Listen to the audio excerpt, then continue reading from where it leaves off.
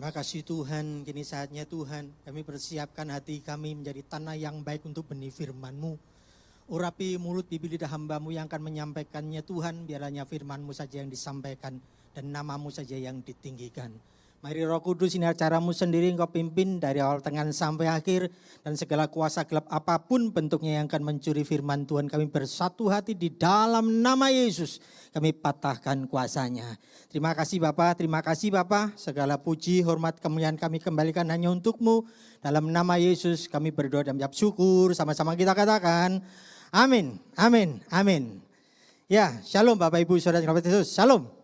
Bagaimana kabarnya? Luar biasa, amin. Luar biasa, amin. Ya, saat ini kita sedang dalam rangkaian ibadah malam pencurahan Roh Kudus. Ibadah malam pencurahan Roh Kudus. Bapak Ibu masih setia? Masih berapa malam lagi? Mungkin 2 malam, 3 malam, 4 malam. Tapi kita tahu berapa lama lagi kita akan lakukan itu. Sampai 10 hari sesudah kenaikan Yesus. Semuanya tahu itu. Tapi yuk kita bayangkan bagaimana para murid dulu menunggu kedatangan Roh Kudus. Mereka tidak tahu kapan Roh Kudus itu akan turun. Hari ini belum datang, ditunggu lagi. Hari ini belum datang, ditunggu lagi. Hari ini belum datang, ditunggu lagi. Itulah gambaran kesetiaan yang luar biasa.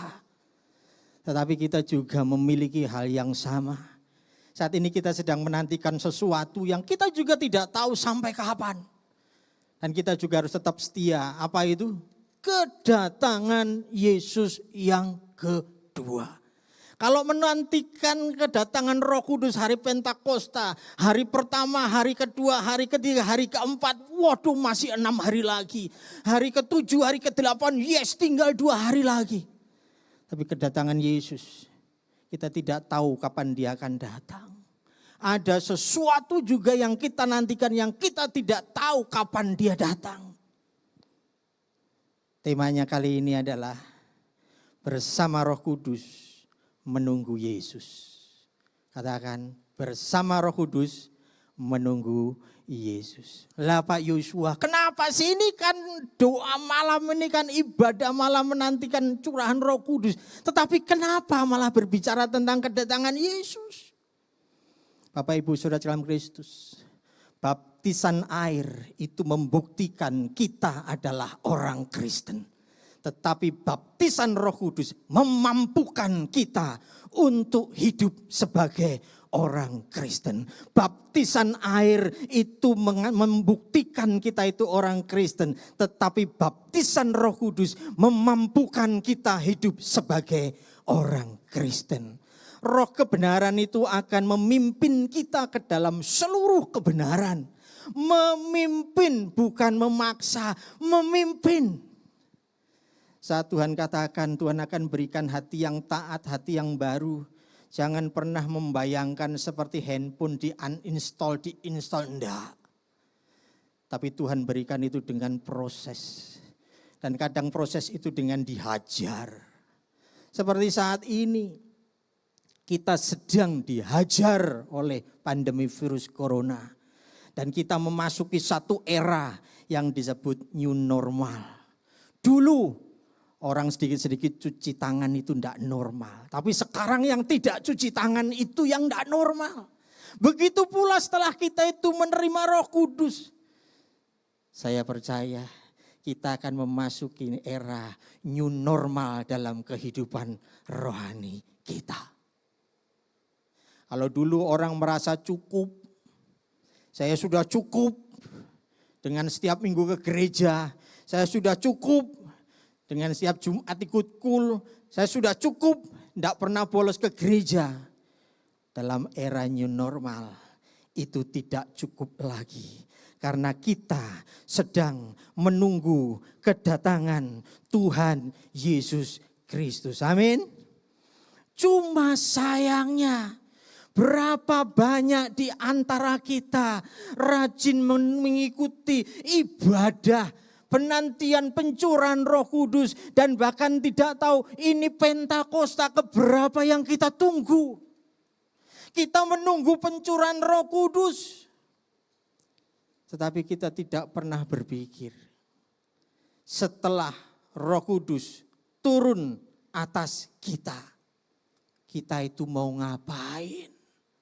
Kita tunggu hari pertama, hari kedua, hari ketiga, hari keempat, hari kelima, terus mungkin sampai hari ke-10 Roh Kudus dicurahkan.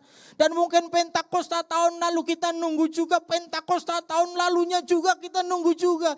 Tapi begitu saja kita tidak pernah berpikir, sesudah aku menerima Roh Kudus, aku ini mau ngapain? Apa yang harus aku lakukan, apa yang akan kita lakukan? Ayo jujur Bapak Ibu Saudara kasih dalam Kristus. Adakah saat ini Bapak Ibu rindu menerima pencurahan Roh Kudus dan sudah ada tekad di sini. Aku mau lakukan ini untuk Tuhan.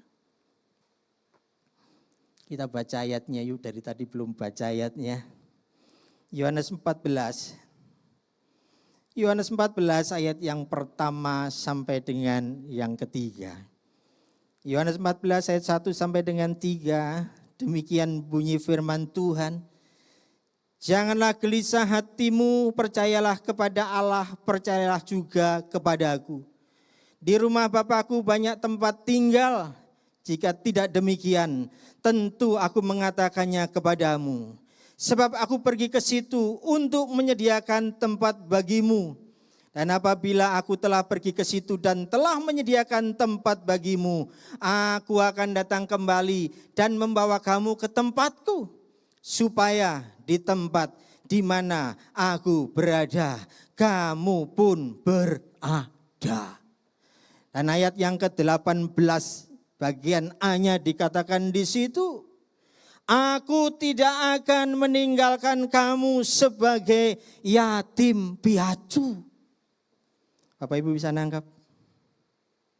Bapak Ibu bisa nangkap apa maksudnya? Yesus itu pergi ke rumah Bapa, menyediakan tempat bagi kita. Tapi dia tidak mau meninggalkan kita sendirian. Dia tidak mau meninggalkan kita sebagai yatim piatu.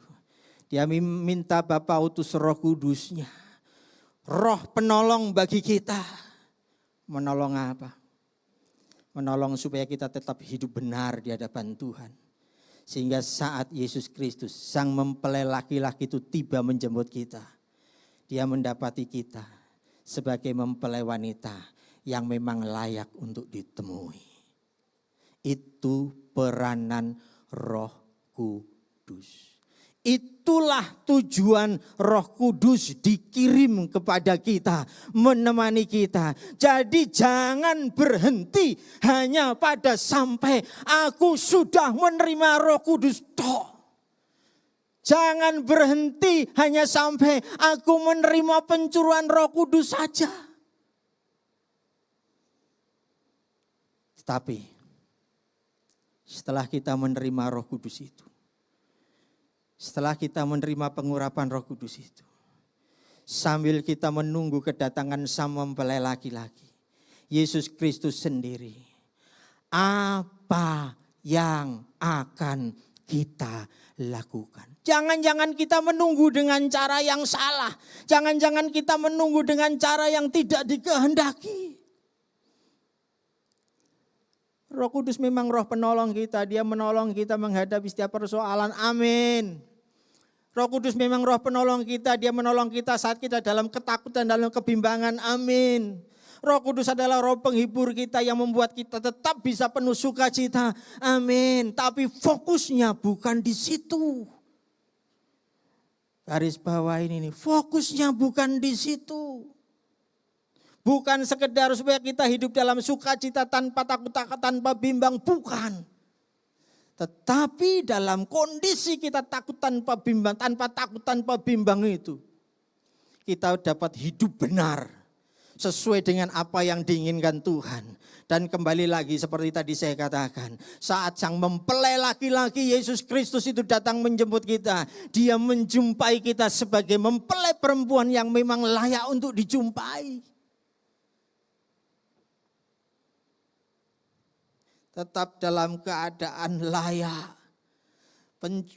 Pencurahan Roh Kudus dan kedatangan Yesus itu bukan dua peristiwa yang terpisah, bukan. Bukan dua peristiwa yang bisa dilepas. Aku ikut di sini, aku ndak ikut di sini, aku ikut di sini, aku ndak ikut di sini, bukan. Tetapi pencurahan Roh Kudus dan kedatangan Yesus yang kedua itu satu rangkaian peristiwa yang sambung menyambung. Yesus naik ke surga menyediakan tempat bagi kita. Memang mempelai laki-laki akan menyediakan tempat bagi mempelai perempuannya. Dia mungkin tinggalkan mempelai perempuannya cukup lama. Tapi mempelai perempuan harus siapkan diri supaya setiap saat kapanpun mempelai laki-laki itu datang, dia siap untuk ditemui.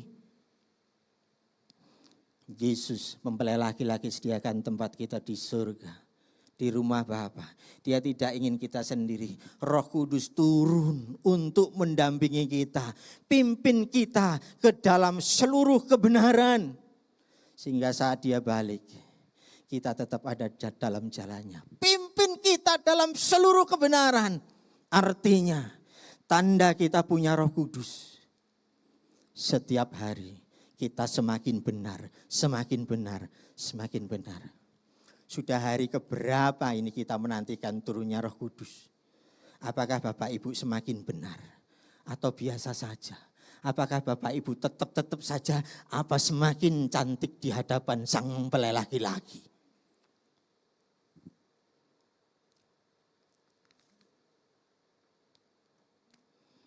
Ayo, jangan sekedar menunggu. Fokusnya tetap menunggu mempelai laki-laki. Makanya ayo kita lakukan menunggu ini dengan cara yang menyenangkan mempelai laki-laki. Ingat saat Yesus tanya kepada Simon Petrus, Simon anak Yohanes, apakah engkau mengasihi aku? Dan saat Simon Petrus menjawab, iya Tuhan. Bukannya Tuhan katakan, peluk aku, cium aku, dekap aku, no. Tapi dia katakan apa?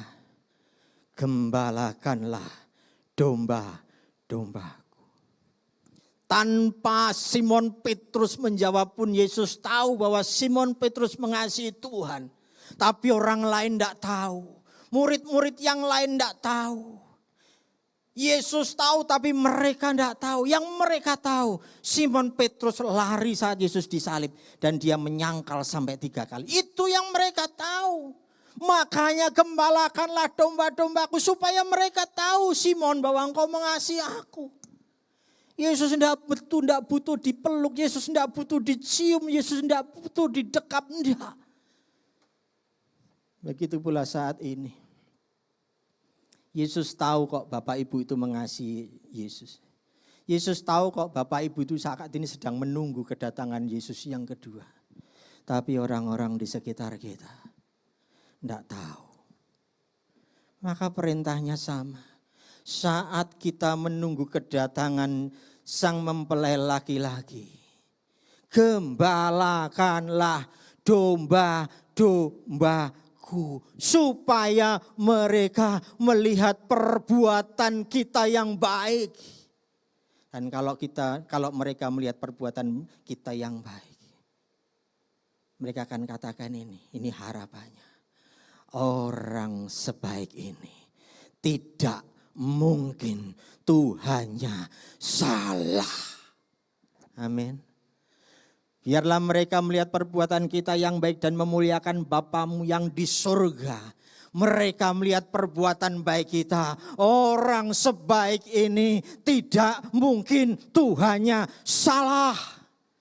Makanya Bapak Ibu Saudara dalam Kristus kita harus beda. Kita harus memberi warna. Jadi garam yang menggarami, jadi terang yang menerangi. Itu yang Tuhan kehendaki. Kita ini membawa orang-orang menjadi murid-murid Kristus dengan memperkenalkannya. Itu yang Tuhan kehendaki saat kita ini menunggu kedatangan sang mempelai laki-laki. Bukan seperti menunggu orang datang dari kota mana ke stasiun. Kita nunggu nongkrong saja, takut bergerak. Takut kita kelewatan kalau mereka datang. Sampai tidak berani apa-apa. Bukan. Bukan itu yang Tuhan mau. Lukas 12 ayat 43. Lukas 12 ayat 43. Berbahagialah hamba yang didapati tuannya melakukan tugasnya itu ketika tuannya itu datang. Melakukan doing, poiunta, doing. Kalau saya cari dalam bahasa Indonesia, dalam bahasa Indonesia masa kini, di situ dikatakan sedang melakukan tugasnya, sedang bekerja, sedang sibuk, bukan nongkrong di depan pintu sambil panggil-panggil, Tuhan kapan kau datang, Tuhan kapan kau datang, Tuhan kapan kau datang, no. Tapi sedang sibuk bekerja. Jadi saya pribadi merasa Tuhan lebih senang saat dia datang. Saya sedang sibuk melakukan amanat agung. Daripada saya sedang nongkrong dan panggil-panggil dia. Kapan kau datang Tuhan, kapan kau datang Tuhan, kapan kau datang Tuhan. Seolah-olah kita takut kehilangan dia tapi dengan cara yang salah. Bapak Ibu Saudara dalam Kristus, yuk kita bayangkan. Bila saat ini Tuhan Yesus datang di tempat ini, celak. Dan ngomong ke kita. 2 hari lagi jam 6 pagi aku akan datang menjemput kamu. Apa yang Bapak Ibu lakukan? Selama 2 hari ini. Ini saya pertanyakan ke beberapa gereja, jawabannya semuanya sama. Kita tunggu Pak Yosua. Dengan apa? Berdoa. Doa puasa, yes. Di rumah apa di gereja? Kalau enggak ada jaga jarak begini. Di gereja, rame, setuju. Baju hitam, apa baju putih? Baju putih. Terus penyembahan, basaroh. Hari pertama, dari pagi semangat. Wah Tuhan, haleluya. Sampai siang puasa lu enggak makan. Sore, malam. Jam 12 sudah pada ngantuk semua. Pendoa masih dahsyat. Haleluya. Haleluya. Jam 1 mulai pada ngantuk. Tuhan itu membuat kita ngantuk itu luar biasa loh. Kalau kita ngantuk itu ke bawah loh. Bukan ke samping. Jadi kalau ada orang khotbah dipikir mengamini. Padahal ngantuk. Amin. Seperti itu mulai pada ngantuk. Jam 2 sepi. Jam 3 pendoa masih terus. Jam 4 mulai dibangun. Jam 6 Yesus akan datang. Terus jam 5 makin kencang, setengah 6. Udah berdiri semua. Wah. Jam 6 tepat Tuhan Yesus datang. Cek. Menurut Bapak Ibu apa kata Tuhan Yesus? Menurut saya. Dia akan ngomong begini. Ngapain lu pada di sini? Karena aku udah ngomong. 2 hari lagi aku datang. Kamu egois, harusnya kamu pergi memberitakan firman. Kalaupun kamu dibunuh, cuman selisih 2 hari. Tapi kita egois. Yang penting aku selamat, yang penting aku gak najis, yang penting aku gak berdosa. Bukan itu maksud Tuhan. Pergi jadikanlah semua bangsa muridku. Makanya kalau saya menutup doa berkat, saya tidak katakan pulanglah. Enggak. Pergilah jadikan semua bangsa murid Tuhan. Karena memang itu perintahnya. Pergilah. Doa seperti ini memang penting. Ibadah malam pencurahan Roh Kudus ini memang penting. Tetapi sesudah kita doa seperti ini, kita harus pastikan kita dengar apa yang Tuhan katakan. Dan lakukanlah itu. Tugas kita bukan hanya doa, baca firman dan nyanyi. Tidak. Amanat agung itu pergi menjadikan semua bangsa murid Tuhan. Lihat doa kita, jamah dia Tuhan, berkati dia Tuhan, jamah dia Tuhan, berkati dia Tuhan. Tuhan memberkati kita untuk jadi saluran berkat lo. Lah kok doanya, jamah dia Tuhan. Tuhan itu perintahkan kita untuk menjamah dengan kebaikan kita loh. Lah kalau akhirnya kita kembalikan, Tuhan kok jamah dia. Lah ngapain Tuhan suruh kita pergi? Kan lucu itu. Pergilah, jamahlah, berkatilah. Kita gantian minta Tuhan. Tuhan kau yang jamah, Tuhan kau yang berkati. Renungkan itu. Itu yang akan kita lakukan. Gantian kita yang nyuruh Tuhan. Terakhir. Yeskiel 47.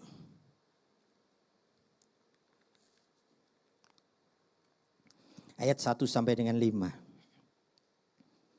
Yeskiel 47. Ayat 1 sampai dengan 5. Demikianlah firman Tuhan, mata air di rumah Tuhan. Laki-laki itu membawaku kembali ke pintu masuk rumah Tuhan. Kulihat air mengalir dari bawah pintu itu ke arah timur seperti rumah Tuhan pun menghadap ke timur. Air itu mengalir dari bawah ambang pintu rumah Tuhan. Bagian selatan melalui sisi selatan dari mezbah. Kemudian laki-laki itu membawa aku keluar lewat gerbang utara dan menuntun aku ke gerbang timur. Sungai kecil itu mengalir dari sisi selatan gerbang itu. Sambil mengukur dengan tongkat pengukur, laki-laki itu membawa aku mengikuti arus sungai itu ke timur sejauh 500 meter. Lalu menyuruh aku menyeberang. Pada tempat itu airnya hanya setinggi mata kaki. Kemudian ia mengukur 500 meter lagi. Dan di situ airnya sampai ke lutut. Ia mengukur 500 meter lagi. Dan airnya mencapai pinggang. Sekali lagi ia mengukur sejauh 500 meter dan di situ airnya terlalu dalam untuk dilalui dengan berjalan kaki. Jika orang mau menyeberang, haruslah ia berenang. Saya pernah merenungkan ini. Air ini keluar dari rumah Tuhan. Tetapi kenapa justru di dekat rumah Tuhan hanya semata kaki? Kenapa justru di dekat rumah Tuhan hanya semata kaki? Makin jauh, makin dalam, makin jauh, makin dalam. Begitu jauh sampai tidak bisa berjalan harus berenang. Terus lagi nenggelamkan kita. Tuhan tidak pernah main-main dengan pengurapannya. Gak pernah. Orang kalau hanya mau berkutat di gereja. Tidak mau kemana-mana. Pengurapan semata kaki itu cukup. Tapi kalau mau pergi jauh diutus memberitakan Injil ke bangsa-bangsa. Pengurapan sampai menenggelamkan pun diberikan ke orang itu. Jadi Bapak Ibu, kalau saat ini Bapak Ibu mendengar, menunggu Roh Kudus datang. Tanpa pikiran aku mau melakukan apa-apa. Pokoknya aku ikut, yang lain ikut, aku ikut, yang lain dapat, aku juga dapat. Camkan kata-kata saya. Kita tidak akan dapatkan apa-apa, semata kaki pun tidak. Tapi kalau kita mau nerima itu untuk melakukan amanat agung. Pengurapan luar biasa sampai menenggelamkan pun. Itu akan diberikan pada kita. Tuhan Yesus memberkati. Mari kita bersatu, kita nyanyikan satu dalam doa, kita nyanyikan lagu. Holy Spirit rain down, Holy Spirit rain down. Lama sakaya, lama sanda jenuh. Holy Spirit rain down. Holy Spirit rain down. Rain down, rain on us. Holy Spirit rain down. Holy Spirit rain down. Holy Spirit rain down. Rain down, rain on us. Biarlah musik saja dengan lembut menyanyikan lagu ini, kita tetap dalam hadirat Tuhan. Bapak Ibu Saudara dalam Kristus. Tuhan Tuhan tidak pernah main-main dengan pengurapannya. Dan dia juga tidak mau kita main-main dengan pengurapannya. Pengurapan diberikan untuk mereka yang mau dipakai oleh Tuhan. Apakah Bapak Ibu punya rencana untuk menyukakan hati Tuhan, atau hanya sekedar mengikuti doa pencurahan Roh Kudus ini saja? Bila Bapak Ibu berkomitmen untuk melakukan amanat agung, menunggu kedatangan Yesus yang kedua dengan disertai Roh Kudus, taruh tangan kanan Bapak Ibu di dada Bapak Ibu saat ini. Taruh tangan kanan Bapak Ibu di dada Bapak Ibu saat ini. Oh Tuhan, Engkau melihat Tuhan mereka yang tumpang tangan di dadanya masing-masing. Hamba-Mu berdoa untuk mereka, pakai mereka Tuhan. Jangan biarkan penantian mereka akan pengurapan ini sia-sia, tapi pengurapan yang sampai menenggelamkan mereka itu yang akan mereka terima. Dan dengan pengurapan itu Tuhan, mereka dapat lakukan amanat agung-Mu, menjadikan semua bangsa murid-Mu Tuhan. Pakai mereka lebih dan lebih lagi, sehingga saat Tuhan Yesus sang mempelai laki-laki itu turun menjemput kami, Dia mendapati kami sebagai mempelai-mempelai perempuan yang memang pantas untuk dijemput. Berdandan perbuatan baik, berdandankan perbuatan baik, menjadi berkat, menjadi garam yang menggarami, menjadi terang yang menerangi bagi semua orang. Terima kasih Bapak, terima kasih Bapak. Holy Spirit rain down, Holy Spirit rain down, Ralama sakaya ralama sakaya, rain down, rain down. Holy Spirit, Holy